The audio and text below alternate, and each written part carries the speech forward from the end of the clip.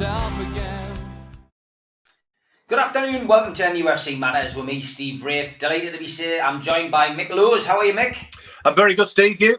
Yes, great to see you, mate. I've got to get this out of the way first. A big shout out to NUFC Matters fan Olivia. What an absolute pleasure to meet you yesterday, Olivia, at St James's Park. I've never seen your a little face light up as much when those goals went in the second half. Nice to meet you and your dad. She watches the show religiously. She loves the music. She loves the people on it. She loves Newcastle United. She loves being at the match. And if anything came from yesterday, other than things on the pitch, it was meeting so many different people who had nice things to say about the show. But Olivia, it was an absolute pleasure to meet you. I hope you enjoy the season, and you and your dad see lots of goals and lots of winning games at St James's Park next season. But good to meet you, and maybe get you on the show at some point. So, absolutely. No, fantastic. And that was a good thing, Mick, yesterday. Surrounded by families. I hope Olivia sees as many games as I've said. Morning, Olivia, or afternoon, Olivia, wherever you are. That's what it's... that was... I must admit, I was watching the scores come in, and I was watching the likes of Sky Soccer Saturday and things like that. And I did think it got a bit boring when it was all about, and isn't it great to have the fans? Oh, and isn't it great to have the fans back? And walking up to the ground. And a lot of these journos I know who, I honestly don't know whether it actually matters to them, whether the crowds are in the ground. But they kept going to Luton, and that was the one that really got me, because in the background at Luton, kids everywhere. And I was watching it and I was thinking, do you know what it is? I remember the days when they used to beg your dad to take you and tell your dad you were old enough to go to the game. And don't forget, when I grew up, Stevie, I'm older than you. That was in the days when you took your life in your hands to go to a football game. It was World War III.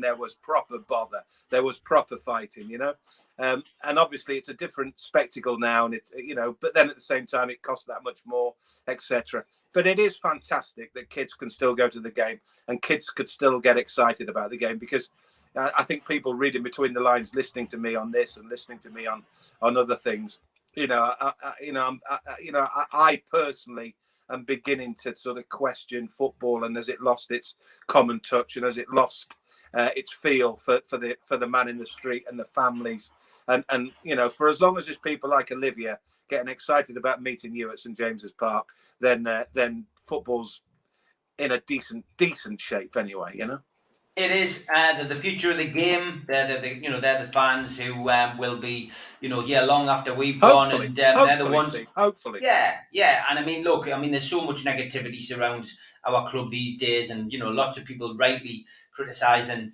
the owner in particular for lack of investment over the last 14 years. But when you see the innocence of a child, and there was many of them yesterday with parents, I was sitting amongst a lot yesterday. Some interested, some not too interested, some like Olivia blown away and just delighted to see her heroes in black and white shirts. Yeah. It was just great to see that. And I'll say it again, Steve, and I said it here last time I was on, last week or the week before, whether we like it or not, and whether we moan and groan, and some are more cynical than the others, and some, think, and I might be guilty of it on occasion, at the end of the day, she's still capable and still able to go and watch a Premier League football team. Watching the results yesterday, watching the scores come in, 8 teams in League One who were Premier League teams not so long ago. Forget wow. Sunderland. There's the Boltons. There's teams who we regularly played week in, week out, who are now at that level, the third level, the old third division. So, be careful what you wish for. Don't forever think that it's doom and gloom. Don't forever think, oh, woe is me. How put upon are we? We've still got a magnificent stadium. We've still got a magnificent football club. But first and foremost, we've still got a Premier League football team who will be playing West Ham United next week. Then we'll be playing Aston Villa. Not far down the line, we'll be playing Manchester United. So, it's not all doom and gloom. And, if you're a kid, don't lose faith with football. Don't lose faith with football. It is the best thing we've got in many, many ways. Yeah, I 100% agree.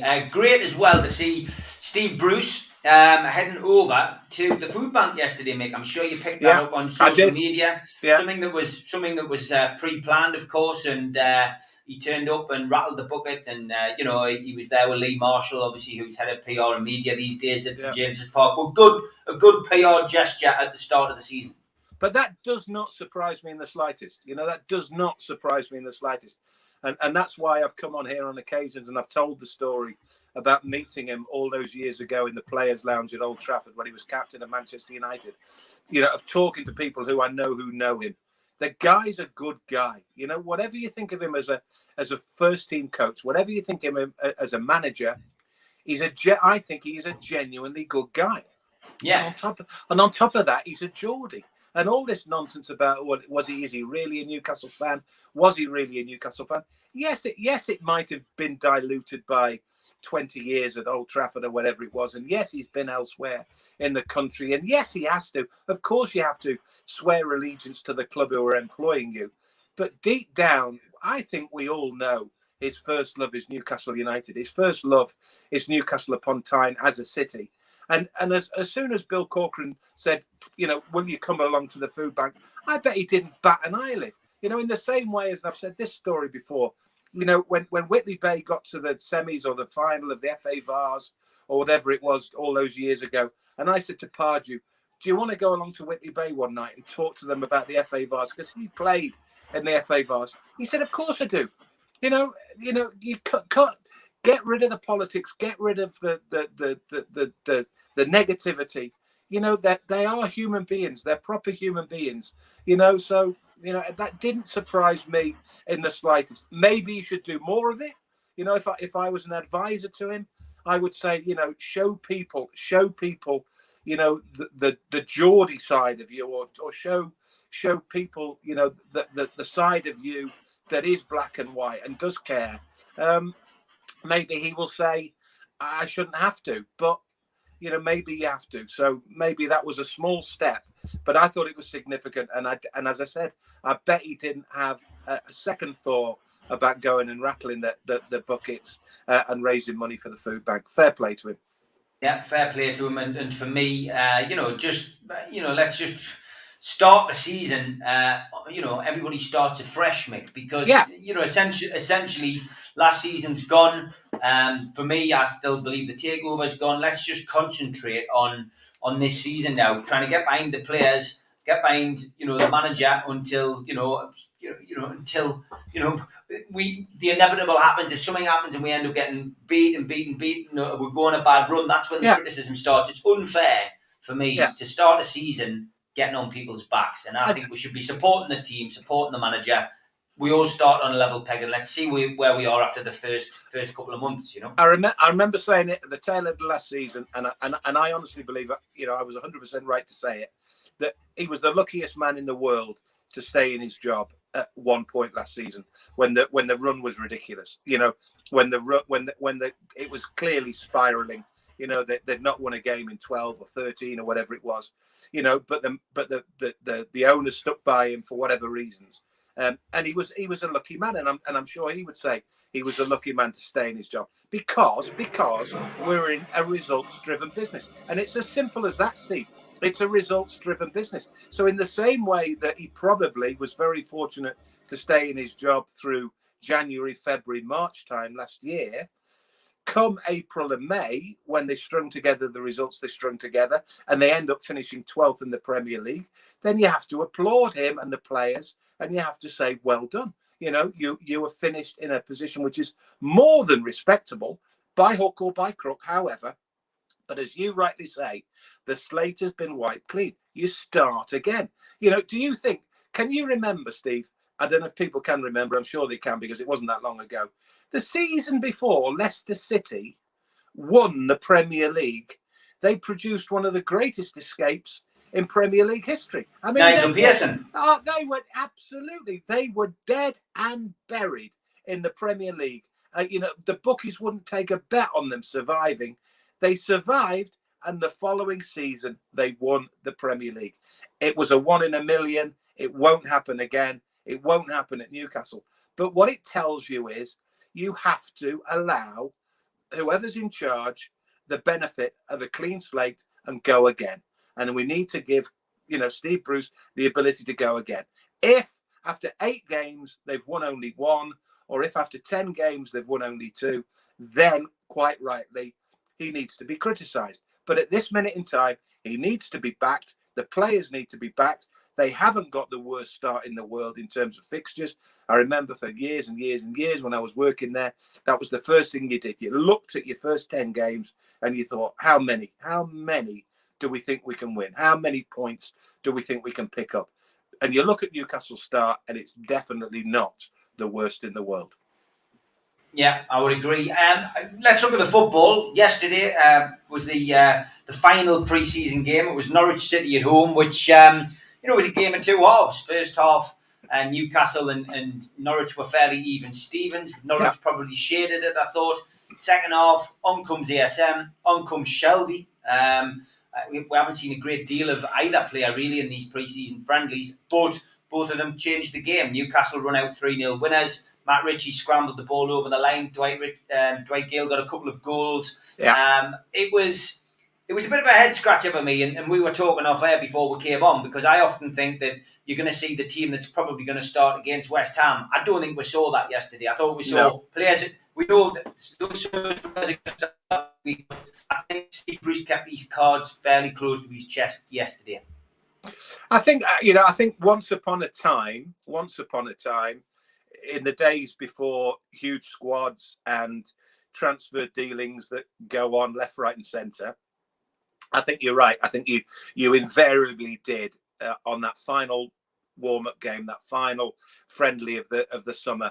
You did get an idea, or you certainly got within 9 or 10 of the starting 11 the following week. I mean, you look at the Charity Shield yesterday. Manchester City's basically put out a third team. Guardiola's not bothered, and this is a showpiece game at Wembley. So coaches do approach it differently now. Pre-season, as I said last week when I was on, I've never ever read or written or read anything that's convinced me that we should believe anything we see or hear in pre-season in terms of results. So yes, it's great to beat Norwich 3-0. Yes, maybe psychologically, if you're Norwich City, I can't remember when we play them during the regular season, but they might just come to St James's and think, hang on a minute, we were here not long ago, we got beat 3-0 in a friendly. So psychologically, it might have a bearing on the next time they meet. But essentially, it will have no real outcome or no real bearing on what happens during the season. But what it will do is it will give him a chance to look at players. I don't think, as you rightly say, I don't think we were anywhere near seeing his necessary starting 11 against West Ham. But it's interesting that Shelby, who I've always backed, and I never really understood why people have the problems. I know they call him lazy, but I think I've said in the past, I think he's more languid. I think he's one of those players who I think I compared him once to Chrissy Waddle. You did, yeah. I was trying to think who it was you compared him to, and it was definitely Waddler. Yeah, he doesn't look like he's putting it in, but believe me, if you play with him, and if you ask anyone in that side, would you rather have John Joe Shelby in your team, or do you think he's a luxury? Every one of them will have him. So in that respect, a fit John Joe Shelby, who's up for it, who wants the battle, who wants to pull the shirt on, is for me an absolute 100% starter, because in that centre midfield role, he does something that no one else does at this minute in time, and that's pick a pass. We're talking about Willock. We're not buying Joe Willock if we get him, and I still think there's a big if against that. We're not buying him to do what Shelby does. We're buying Joe Willock to arrive late and score goals, which is exactly what he does. We have Isaac Hayden, who for me is a very good midfield player, and I'm sure Isaac Hayden is probably bending Joe Willock's ear because he left Arsenal and probably doesn't regret it in the slightest, because I think he knows what Newcastle's all about. But Isaac Hayden's there to win a ball and give a ball. So you've got Isaac Hayden to win a ball and give a ball. You've got Shelby to play a ball, and then you've got Joe Willock, if he signs, to make those runs and help out ASM, Callum Wilson, whoever. So that for me as a midfield three is a pretty good mix.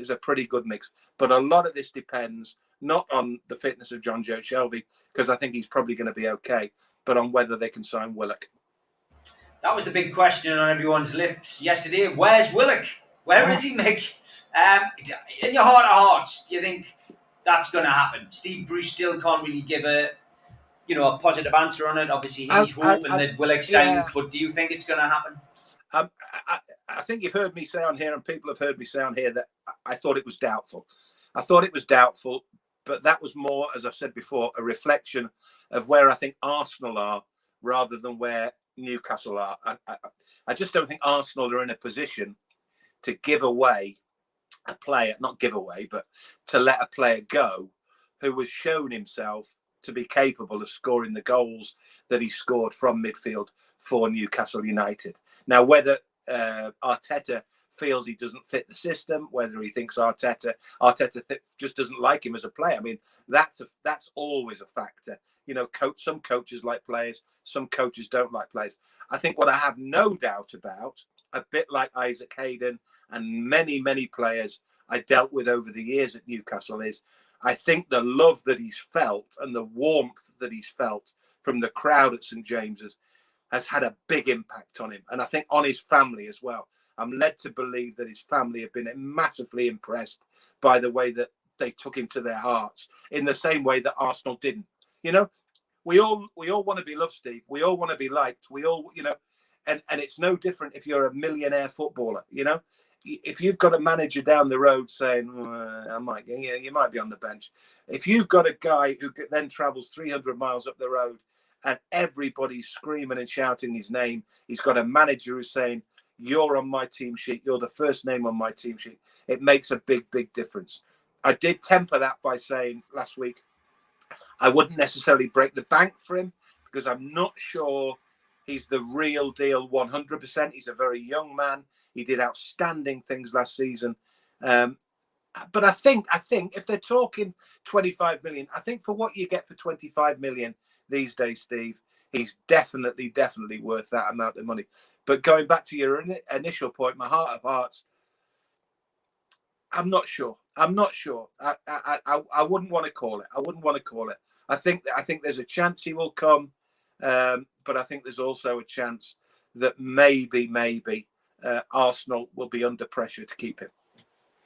£100 million gets you Jack Grealish these days. Yeah. Darren Cowan says, Mick, is it time that the Premier League brought in a wage cap like the last, like La Liga, which is why Messi has left Barcelona? I mean, obviously $200,000 a week, we're led to believe, for Grealish. I mean, is a wage cap the answer, Mick? We've probably talked about this in the past, but I mean, It's taken it to the extremes. I remember sitting, I can remember Trevor Francis becoming the first £1 million player and thinking that was phenomenal. But wow, I mean, look where we are now. Do you know the weird thing? When Trevor Francis signed for Nottingham Forest for £1 million in 79-80, whatever it was, I was working in a sports shop in Nottingham. I was a student, and I was working in a sports shop called Redmayne and Todd's in Nottingham, very famous shop. And I worked there during the summer. And funnily enough, and he was sponsored by Adidas. And he came in one day and all he did was sign Adidas posters of him in a Forest shirt. And, he was a nice guy, Trevor Francis, and I was just working in the shop as a shop assistant. But I remember thinking at the time, I think what I thought at the time was, okay, it's £1 million, but it's £1 million. And I didn't think it was that big a deal. When Alan signed for 15 million, I remember thinking this is a much, much bigger thing. I thought this really is huge money. And yet, in relative terms, it probably wasn't that big a difference. But now I don't even think about it. I turned on the telly yesterday and 97.5 million agreed between Chelsea and Inter Milan for Romelu Lukaku. Harry Kane, Man City and Tottenham talking about 150 or 160. I'm afraid these days it just feels like numbers. It doesn't feel like reality. It feels like fairy tale football. It feels like fantasy football. It really does. It really does. So is Jack Grealish worth 100 million? Should they put a cap on it? I don't know. They should put a cap on it, certainly, from the point of view that if they're not very, very careful, if it hasn't happened already, by the way, we are going to have a situation where nobody outside of maybe 4 teams can win anything. You know, I heard somebody say in the week, if we're not careful, we'll get to where Celtic and Rangers are in Scotland. And I felt like saying, we've actually been very close to that for about the last 20 years. If you look at the number of teams who've won the Premier League, you know, you take out Manchester United and their golden era, and you take out Chelsea, Manchester City and Chelsea since. There aren't an awful lot of Premier League winners in there. You know, Blackburn, Leicester, you know, Arsenal a couple of times. Otherwise, it's the same old, same old. But do you want that? You know, it's interesting because, you know, we're sat here and we're talking about wage caps, and yet at the same time, a year ago, we were dreaming of being the richest club in the Premier League. And the reason we were dreaming about being the richest club in the Premier League, Steve, is because we then thought we could go out and buy all the best players in the world and be potentially the best team in the Premier League. Now, a wage cap would put a stop to that. You know, it wouldn't matter who your owners are. It wouldn't matter who comes in and decides that they want to run your football club. You can still spend the same amount of money. So there's arguments both ways. I don't think it'll ever happen. No. Okay. Bede says, if we had a bad start, say we only win 1 out of our first 10 games, do you get rid of Steve Bruce? It's a question for Steve and Mick. I can't see it happening, Bede, I'm afraid. I think for as long as Ashley says he wants to sell this club, I think he'll stick with Steve Bruce. That's my view. I mean, we had a similar run last year where other teams didn't have as bad a run as Brucey did, and they pulled the trigger. I don't think Mike Ashley wants to spend the money.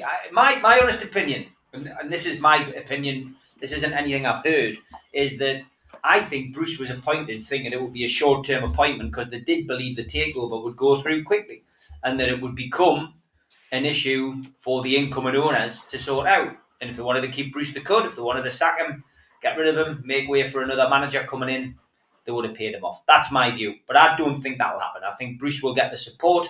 I think they will stick with what they've got. I think there'll be minimal investment. Bruce talked last night about a couple of potential signings. Didn't say whether it was loans or permanent, but I would imagine it'll be loans. You hope he can break the bank for Willock. He'll want Willock to come in. But in essence, I think we are stuck where we are until Mike Ashley decides what he's going to do. And he can't decide what he's going to do until he knows whether that takeover is off completely or whether any takeover is off completely. So that's where I'm at on that, Mick. What about you? Well, as I say, I've said it many times. You know, the nature and the mentality of this football club, because it is driven by one man and one man only, will not change until Mike Ashley is not there. And as a result, you're absolutely right.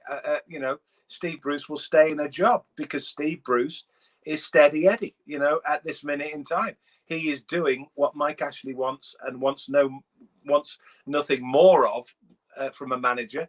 And that's keep them in the Premier League, don't rattle any cages, and, you know, basically just keep the money coming in. And that's what Steve Bruce is doing. And you know, the thing with Steve Bruce is that he loves the job. It's the job he's always wanted. So he's not going to, you know, ruffle any feathers. And he's not really in a position to either because, you know, it's not as if he's saying, look, I can get this team 4th or 5th. You know, whether we like it or not, as I said earlier or said last week, you know, in an ideal world, maybe Steve Bruce wouldn't be the manager of Newcastle United. But we're not in an ideal world. We're in a world where, at this minute in time, Newcastle need to survive. They need to be competitive. But they're never going to challenge. They can't challenge because of the reasons we've just talked about, that the top 4 or 6 are millions and billions of pounds further down the line and are buying the best players. And they're never going to relinquish that. You know, Leicester City are just about breaking into that. But they're, you know, Leicester City is spending 20s and 30 and 40 millions on midfield players you've never heard of and fullbacks you've never heard of. So, you know, they're getting dragged into it. But, you know, we are nowhere near that at this minute in time. And I think Mike Ashley adopts the philosophy and has always adopted the philosophy that while it's causing me no heartache and while we're still in the Premier League and while the Premier League money's still coming in and I've still got an audience of millions for my for my advertising at St James's Park, then why would I change it? You know, he hasn't got 1 ounce of competitiveness in his body. You know, he has got no ounce of wanting to win things with Newcastle United. He just wants to survive. So Steve Bruce will stay in a job. There's absolutely no doubt about it. He won't be given any money because he'll use the excuse of, well, maybe I'm not going to be around. So we are where we are. Yeah, simple answer to a simple question from me, David, on this one. Would you prefer Terry over Bruce? I presume you mean John Terry. No, is the answer. He's untried. I think it would be a disaster, especially under the current owner. Mick? Absolutely. Was it Frank McAvenny who came up with there was an article online which was picked up on very quickly about ex international footballer pushes Terry for Newcastle. And I thought, who's this? And it was Frank McAvenny. I thought, do you know what it is? I mean, if you're gonna pick somebody to push somebody, and if you're John Terry must have been thinking, God Almighty, the last person I want to be pushing me is Frank McAvenny. So no, I almost said it can't happen and it won't happen. You don't know. I mean, who would have thought Joe Kinnear? You know, who would have thought a couple of other appointments that Mike Ashley's made? But no, John Terry can't happen. No, Frank McAvenny, I used to play five-a-side with him. He even played a game for me Sunday morning team. Right. He is, I believe he's an agent or he's involved with an agency. So maybe he's got some power or maybe he's involved in some kind of representation case for John. And he was also pushing for Newcastle to sell ASM and ASM had to leave. So interesting. Sean says, Steve, as you feel the takeover is now over, you've said on a number of occasions you've contacted on the buyer side. What is their stance? Is it something they've indicated that has changed you? No, it's my gut instinct, mate. That's as simple as that. And yes, I still have communication with Mia, Dad and Amanda. And, look, it's not over till it's over. It's not over till someone comes out and says, that's it. That's all, folks. But it's just my gut instinct. This can't drag on forever. PIF aren't going to hang around forever. And my mindset is that on this programme, I try to be as honest as possible with the contacts and the friends that come on the show, like Mick, and we don't try to mislead people. There's too much of that goes on social media. So use this platform really just to be honest. I could be completely wrong. And like I've said, I'd be delighted to have a custard pie in my face in the shape of a takeover going through and Newcastle United becoming a multi-billion-pound football club competing for the likes of Harry Kane's signature. But we've got to live in the real world here. We've got Mike Ashley, who's only interested in promoting his own businesses, looking after himself and not running up a great deal of debt at our football club. And we've got Steve Bruce's manager. And like Mick's just said, that's where we're at. And we're going to have to accept that for the time being. If anything changes, I will, certainly give you my opinion, but at the moment we've just got to focus on what the situation is. And I think I'm right in doing that, Mick. I mean, you broadcast on a much higher level than me for many years, and you more than any at Newcastle in your time had your ear to the ground and knew, your information was solid. And how did you deal with that when you were working? Well, it's interesting because my career probably. By pure coincidence and pure fluke or whatever, probably encapsulates perfectly the progression or development, whatever you want to call it, of the world of journalism. And basically it ties in with one thing and one thing only, a little word that begins in I and ends in T, and it's called the internet. Because it's the internet and technology which is not only changed everybody else's lives, but it's also changed the lives of journalists, and it's changed the lives of everybody. So, once upon a time, for instance, if I first came to Newcastle in 1991, somebody might have been seen at the airport and you get a call saying, and I've seen someone at the airport, or somebody might know someone who works in a hotel in Newcastle, but you were slightly skeptical. But at the same time, there was an element, because at the end of the day, it's all about, can you back up or can you prove your story or your tale or your little bit of tittle tattle, whatever. We're in a situation now where the whole thing has gone through the roof. And yet the strangest thing is it's easier to prove your point now than it is to disprove your point, because you have a thing called camera phones. So when I hear people saying, oh, I've just seen so-and-so at such and such, well, why didn't you take a picture? Because you could put that picture all around the world. You know, once upon a time, you could say, oh, I saw somebody coming through the departure lounge or the arrivals lounge at Newcastle Airport. Well, why should we take your word for it? You know, and then you get into the world of taxi drivers, etc., etc. Whatever the whys and wherefores are, Steve, there are way more bullshitters nowadays than there ever were. And you know, people love to make things up. They love to want to be the center of the story. But at the end of the day, the truth will out. So, I don't know where you draw the line, and I've never known where you draw the line. As a journalist, the one thing you have to do is you have to have good sources and you have to have trusted sources. So, if people want to throw enough mud around, some of it will stick, but the majority of it will fall off the wall and hit the carpet. I don't know. Yeah, I would agree.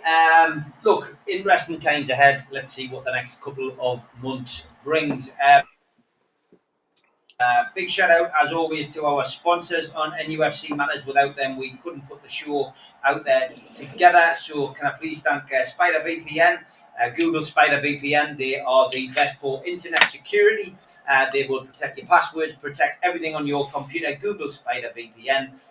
They are the boys to trust. And also a big shout out to skipsandbins.com. Telephone 0800 25 45 25 3. Enquiries at skipsandbins.com, website www.skipsandbins.com, easy contract free and pay as you go waste collection. Also a big thank you to qtechshop.co.uk, makers of pool tables and snooker tables in Wallsend in Newcastle, and also a big thank you to John at Jab Signature, who has been with us right from the start. Also a couple of new sponsors on board just for this month. We have L&G Funeral Directors 01913897245 and Darren Baldwin Funerals Independent Funeral Directors. Let us look after you in your time of need. Local direct cremations available from £1,495. You can contact them. Telephone 0191 478 2730. Darren at darrenbaldwinfunerals.co.uk, and the website is www.darrenbaldwinfunerals.co.uk. And if you want to subscribe to the channel, then just click the Newcastle Legends badge down in the bottom right hand corner, and that's it. You subscribe for free. Hit the thumb up to like the video, click share to share your social media, and drop into the comments box. We're live today to chat to like-minded Newcastle fans. No surprise the funeral companies want to sponsor us at the start of this season, Mick, with the way that everyone's feeling. You took the words. Honestly, I'm sitting here thinking, what's he trying to tell me? What's he lined up for me? If I don't make it to 2:00, are you giving one of them two a ring? Well, we might get a freebie, Mick, for the work we've done here. Hey, by the way, I don't know if however many people are listening to this, but isn't it the greatest story in the history of sport that Bruce Springsteen's daughter wins a silver at the Olympics for horse jumping? Honestly, fantastic. I mean, honestly, if I'm trying to think of improbable scenarios, it's like Johnny Rotten's daughter winning the Nobel Prize for literature or something like that. I don't know what Steve. Honestly, it's unbelievable. The thing is, though, Mick, you would have thought with her dad she would have been born to run. Well, but the other thing is the other down Thunder Road. You would have thought as well, though, that by now we'd have heard of her. Going back to what we've just said about this, that, and the other, and keeping things secret and keeping things quiet. Where did Springsteen's daughter come from to win an Olympic silver medal? Why has it never been mentioned? I mean, I know it's not the same because, some Bruce Springsteen fans will argue it's the same. But when the Princess Royal's daughter, what was her name? Zara Phillips. Yeah. When she was show jumping because she was the daughter of Princess Anne. Now, we've got Bruce Springsteen's daughter jumping around on a horse, and only when she finishes second at the Olympics does anyone know who she is. Mad. Absolutely mad. Yeah, absolutely. Sorry about that. I was complete. No. Hey, it's what the show's all about. Lots of comments coming in from what we were talking about earlier. Alan's, some fans are really, down Mick, and he's just saying what you're saying, Mick, is we'll be happy with 19th after 10 games, then start complaining, and then it's too late. Morale in the fan base is at an all-time low, Mick. And I know that, but what I'm saying is, in a roundabout way, is that you have to start, like I say, with a clean slate. I wasn't saying you'd be happy with 19. What I was saying was 12th last season buys you a bit of time, and certainly buys you a clean slate. And what I'm saying as well is you can't even imagine or even think about competing at the top end of the table until you get rid of this owner. And while that owner's there, and while the rest of the division is doing what the rest of the division's doing, then Newcastle just have to try and compete. And they are competing. A lot of the time they are competing. They went through that terrible phase at the tail end of last season when, as I say, I honestly think he should have lost his job. But he didn't lose his job. They rallied round. Willock played a huge part. Can they keep Willock or can they get Willock? Remains to be seen. But I'm sorry. As I've said, I sound like a scratch record. But I watched Sky Soccer Saturday yesterday. I watched 5 Live at, start of the season. I tried to get excited. Didn't get overly excited. But there are 8 ex-Premier League teams in that 3rd division. There are teams in the 2nd division, including a team not a million miles from me, Nottingham Forest, who won 2 European Cups, who've been in that division for 20 years. Stoke City have never been higher than halfway since they got relegated. Derby County are on the verge of imploding as a football club, and they're a big football club. So believe me, you have to put it into perspective. We all want what's best for Newcastle. We all sort of want the best that is humanly possible. But at this minute in time, while that owner's there, what's humanly possible and what's achievable are 2 completely different things. We have to bear with it. We have to go with it. We have to do things like the food bank and just create that aura that Newcastle has about it and show the rest of the world that they're not feeling sorry for themselves and that they are doing good things. And it is still a great place to go. Because at this minute in time, the football is almost secondary.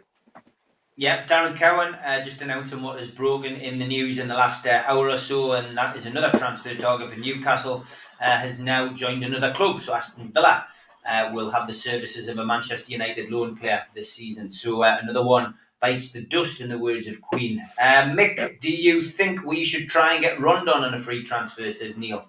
I liked him. I did. I do. I liked him. But the problem that you have is that whether we like it or not, this is a personal opinion. I can't see in my mind's eye. I'm sitting here now because you've just thrown it at me. I can't see Rondon and Callum Wilson playing in the same team. Can't see it. And they're 2 big players. They're 2 big egos. They're 2 good players. They're good players. For me, and I've said it 100 times, the absolute diamond, the diamond that Newcastle have is Callum Wilson. An absolute diamond.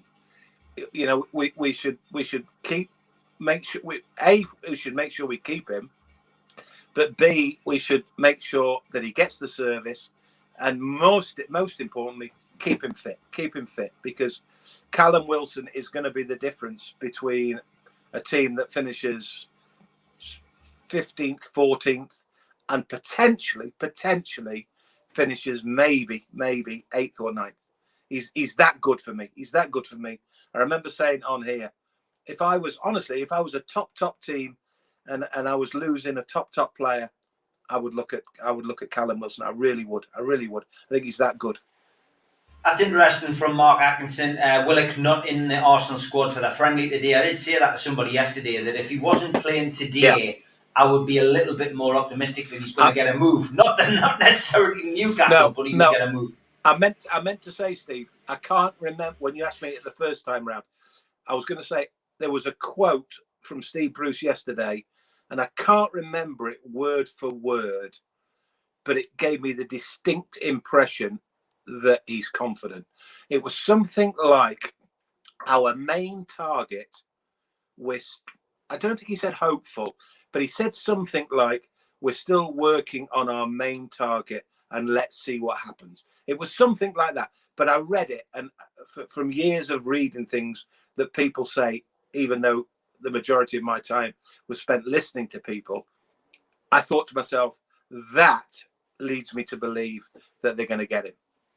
I don't want to presume, because there's been too many cases over the years where you've presumed. But there was just one quote from Steve Bruce this morning, and I thought to myself, I think he thinks he's going to get him. Gary, great question. I always like speaking to Mick about his career and hearing his stories. But what's your favourite piece of commentary covering Newcastle, Mick? Is there a particular moment you remember? I know the fans all have theirs, but is there one for you? I don't know. I mean, favorite commentaries will go into. I mean, you can get a goal right and you can get a goal wrong. You know, even it doesn't necessarily follow that the great moment is the great commentary moment, because you can get it wrong. I think the great commentary moments were probably Asprilla, the hat trick against Barcelona, David Kelly at Grimsby when they got promotion to the Premier League, and the one I really quite like was Hatton Ben Arthur's goal. I think it was Bolton, wasn't it, when he picked it up inside his own half, and he kept going and he kept going and he kept going and he scored. So yeah, I don't really like, they're probably favourites, but it's not for me to say really. Live Goal says Woodman looked superb yesterday, very much like a number one to me. I've got to be honest, I agree, and I've watched him in the games that he's played this season and pre-season. And I mean, yesterday, I think the sign of a good goalkeeper for me is somebody who has to do very little, but then is ready when that chance, comes for him to make a save. And he pulled off a fantastic save in the second half. But all-round decent performance from Woodman, and the back four. The back four, the three at the back and the wing back seem more confident in his ability. They've had another week working together. I said it on here, Steve, I think 2 weeks ago. I said I think he's ready. I said, there's a problem with Dubravka, there's a problem with Darlow, but now might be the time. And at that time, I talked about the fact that he'd been at Swansea, and the standard at Swansea isn't an awful lot different, top of the Championship to bottom of the Premier League. And that he'd been away and he'd worked hard. But what I didn't say at the time was, and I'll say now, I've watched him over the years as much as anything because his dad was obviously goalkeeping coach under Pardew, and Andy Woodman is a great guy. I mean, funny, one of the funniest guys. And I kept in touch with him. I know people despaired at my time for Alan Pardew, and they believed that he was the nemesis and the arch. I don't know what they thought he was.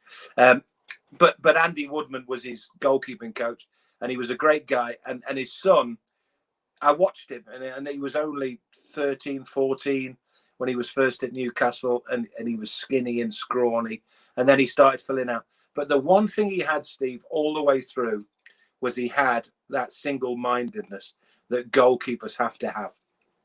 And he had a belief in himself that goalkeepers have to have. They're a different breed. They're mad as badgers, some of them. I mean, the likes of John Burridge, etc., etc. But they are a different breed to outfield players. Pav was a great example. Pav was an extraordinary character. And they are goalkeepers. And young Woodman, he's definitely got it. The worry at one point was that because Andy is now the goalkeeping coach at Arsenal, he might have an influence over him going to Arsenal. I don't know. At this minute in time, he's Newcastle's man. And don't forget, he was the goalkeeper in that England, was it under 16s, under 17s team that won the World Championships. That's right. You know, he's a proper goalkeeper, Steve. He's a proper goalkeeper. You know, I'm going to say this now. He will be a better goalkeeper than Dubravka and Darlow put together long term. I honestly believe that. I think he'll be a proper goalkeeper. He could be an England goalkeeper. You know, he's that good, this young man. But whether it's too early or not, that's the problem. That's the problem. It'll be interesting to see what they do. I mean, if you say he played well yesterday, what he does is he's not scared. He's still a young man, but he'll point fingers and he'll tell people what to do. I think it's more a case of whether they can keep him rather than or whether he's worth being number one this season. Yeah, Fallen Angel is asking what your opinion is on the departure of Bobby Clark. I mean, I covered it last week on the show. I'm disappointed to see any, potential, young player leave who could go a bit further. I know Lee well. I know you do as well. I know Lee's very disappointed not in his son in the club. Didn't make enough noises or effort to keep the guy, to keep young Bobby. So, c'est la vie, that's the way it goes in football. We all know that. But are you disappointed to see him leave? I don't know enough about the situation, Steve. I mean, that's what I would say in all honesty. What I do know is that on the face of it, why wouldn't you want to keep somebody who is clearly a player? I mean, we've all seen him play. He's been, representing his country at various levels. If the criteria for letting a player go is that you don't think he's good enough, I mean, how many times do you hear managers say, "I'm not signing anybody who's not better than what I've already got"? So do they think that young Bobby is not good enough? Now, if they think he's not good enough, then that, whether we like it or not, is their priority. That is their prerogative. They can do that. They can do that. If he turns round in 4 years' time and is a superstar at Liverpool, and let's be honest, it's not as if that's not happened in the past. It's not as if Newcastle haven't let players go. Then they'll be left with egg on their faces. My problem is, do they care enough? Do they care enough these days about whether I mean. If I'm running the academy, unless I'm seriously wrong here, if I'm running the academy at Newcastle, you've got to whittle down 10 to 2 or 10 to 1 or 12 to 2 or whatever it is. Now, if they're all much of a muchness, and I remember Gary Speed telling me years ago that when he was at Leeds, he got kept on with David Batty and the lad who was manager at Blackpool, the centre half who worked for Five Live for a while, Simon Grayson. Yeah. But what he said was, we were all much of a muchness. Now, my argument in those sort of situations is, if they're all much of a muchness, and we never know how a 16-year-old is going to kick on and be the player that he might be when he's 20. But if I'm running the academy at Newcastle and I'm thinking, okay, it's unfair on somebody else, or it's unfair on a couple of other players. But if one of those players is as good as at least 3 or 4 others, but is the son of Lee Clark and who has Newcastle at heart, I would say I'd give him the contract. If that's all it comes down to, the fact that you're just picking one or the other, then give him the benefit of the doubt. So I don't know why you would let him go, but I don't know why a lot of things happen at modern day football clubs. I really don't. Yeah, Life Goal says young players who only ever get a go by default in the team, Longstaff, Woodman, etc., have only got a chance after the squad was decimated. Longstaff's again, Sean got the nod yesterday, played the best part of the game. Honest opinion, Mick, he made a couple of ricks again yesterday, and I'm not sure I'm not sure whether we'll see much of them. Matty was on the bench, didn't even feature. I'm not sure what the situation was Longstaff. So of course, there's rumours as well, and there are rumours at the moment that Rafa might make a bit of a move for at least Sean Longstaff before the end of the transfer window. As I say, my opinion has always been that if they are outstanding players, then they don't get let go. They don't let go, you know. So I can only think that they're not sure. They're not sure. I mean, when you burst on the scene, and this was my argument last week about Willock. As much as I think they should go and get Willock, as much as I think that he's done enough to warrant us going out and signing him for 20-25 million, there's still a part of me that's A, thinking, why would Arsenal let him go? And B, probably more importantly, there's a part of me that thinks everybody and every player has a purple patch in them. Every player has something in them that sometimes makes you think, oh, dear me.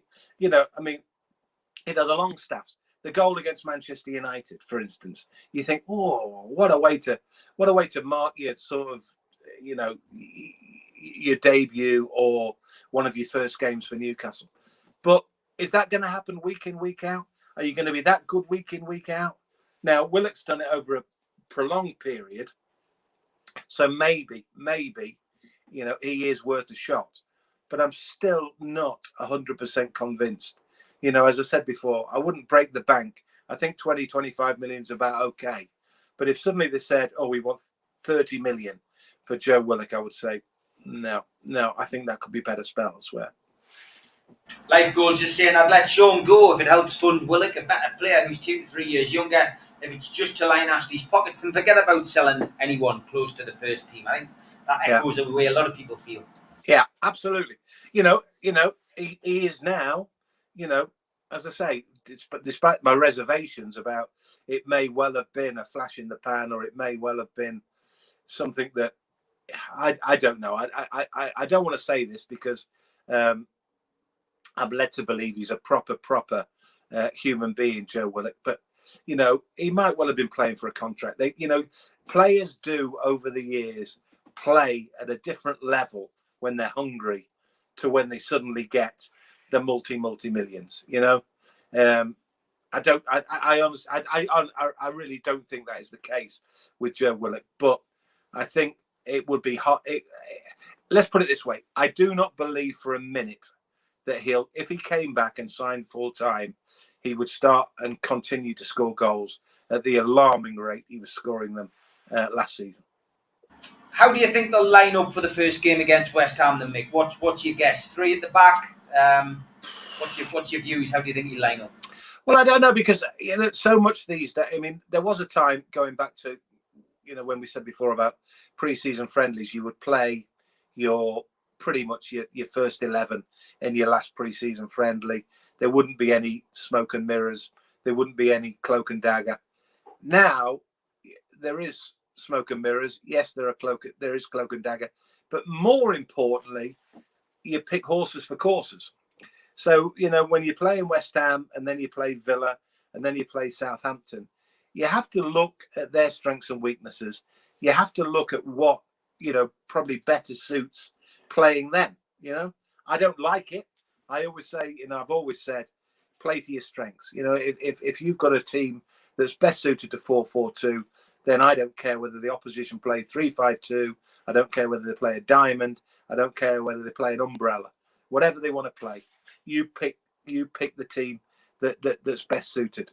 I think Steve Bruce likes a back three, and I'm not sure which three I would pick centrally. But as I said before, I like the prospect of Hayden, Willock, and Shelvey. I like the prospect of those three in midfield. Callum Wilson is an absolute stick-on. Some Maximum as well, likewise.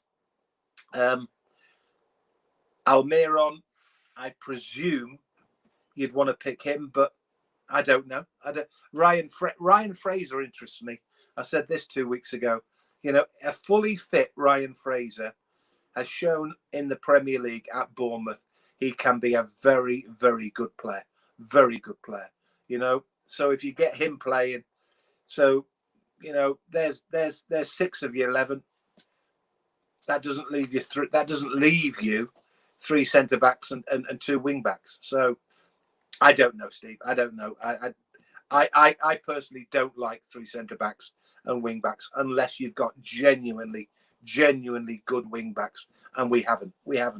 You know, Liverpool have, a couple of other, you know, Chelsea have, but we really don't. I think the reason 3 at the back comes into play when you're a Newcastle is because basically you're protecting your goal. You're not doing it for your attacking options. You're doing it for your protective options. So we'll have to wait and see. Dubravka gets fit. Is he your number 1, Mick? I do. I've just said it. I do like Woodman. I've not seen him. I've not seen enough because he's been away at Swansea. But I think if Woodman comes on and develops in the way that he has been developing, I think Woodman's better than Dubravka. I like Dubravka. I don't think Dubravka's done anything wrong. But then we found out last season, Steve, that Dubravka was basically no better or no worse than Darlow. Now, Darlow, once upon a time, was very much the number 2 and was really nowhere near the first team. It's a strange situation, goalkeepers. Goalkeepers, you know, it's all about how much football you play. It sounds daft, but you've got to remember that once upon a time, goalkeepers played 13 seasons and your reserve goalkeeper had no opportunity to show whether he was good enough. Steve Harper's a good case in point. Steve Harper, you know, sat on the bench for Newcastle for years with Shea. Shea was a fabulous keeper, but as it turned out, Steve Harper was a very good goalkeeper as well. So it's a difficult position. But I think, honestly, long term, if playing Woodman this season means you can keep him long term, I would play Woodman. Okay, I guess the $1 million question is, Mick, where do you see Newcastle United finishing this season? I cannot see them finishing any higher than 10-11. But I can see them finishing 10-11, and it depends on one thing and one thing only: Callum Wilson. I think if Callum Wilson, because what Callum Wilson will do is, and I like the quote, whether it was genuine or where, I don't know where it came from, but he said, I will make sure that Alan St. Maximin is at it. I will make sure that other players are at it. I think they might not only have found a proper number 9, I think they might have found a leader as well. I think they might have found somebody who loves the club enough, respects the club enough to want to give everybody a lift. And I would love to think that he might reinvigorate people like Shelby. He might make people like Isaac Hayden a better player, and he might particularly give St. Maximin and Almiron and the likes the kick up the arse that they need sometimes. You know, I think it was a bit easy-ozy last season. I think Callum Wilson, you know, I would almost be tempted in some ways. It sounds stupid, but I would almost be tempted to give him the captain's armband, because he leads by example in the same way that Big Al led by example. Because I think the rest of the team look at him and think, he is our man. He is our talisman. He is the talisman of this football club, without a doubt. You know, without wanting to put too much. You look at the rest of the team, Steve, and you think, okay, yeah, he's okay. He's a bit better. He's a bit exciting, but he's a bit unpredictable. He's a bit inconsistent, but he's decent. He's this, he's that. He, for me, I just can't talk. I can't talk highly enough of this fella, Steve. I think he's proper quality. I honestly think he could go on and be a superstar somewhere, because I think he's intelligent. I loved the interview he did with Alan. I loved that. I think I compared it online to De Niro interviewing Hanks. You know, it's like the master and the apprentice, and Alan talking to, and the fact that he wanted to do the interview with Alan, the fact that he wanted the number 9. The 9 should never have gone to Joe Linton. The 9 is precious. The 9 with Callum Wilson, I think he could do things this season. I really do. Yeah, let's hope so, Mick. As always, the hour passes too quickly, but great to have you on, mate. Look forward to speaking to you again soon, mate. And let's hope it's 3 points next weekend. Take care, mate. Absolutely. See you later. Take care. Bye.